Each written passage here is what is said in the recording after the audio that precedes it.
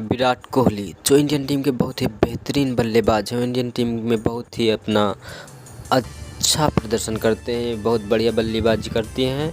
और उल्टी खबर आई कि ये पवन सिंह के गानों के दीवाने हो गए हैं। और अगर आप पवन सिंह के बहुत बड़े वाले फ़ैन हैं तो चैनल को सब्सक्राइब करें और वीडियो को लाइक करें।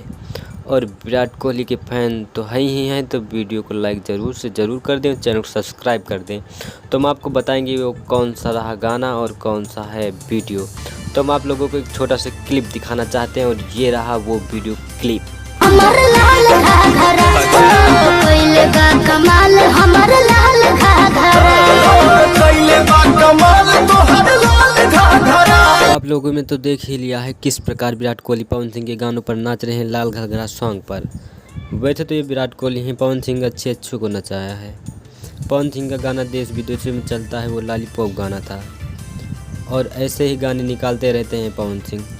और अगर पवन सिंह के आप बहुत बड़े वाले फैन हैं तो वीडियो को लाइक करें और चैनल को सब्सक्राइब करें। हम पवन सिंह से सभी जुड़ी हुई अपडेट देते रहेंगे हमेशा, हर दिन।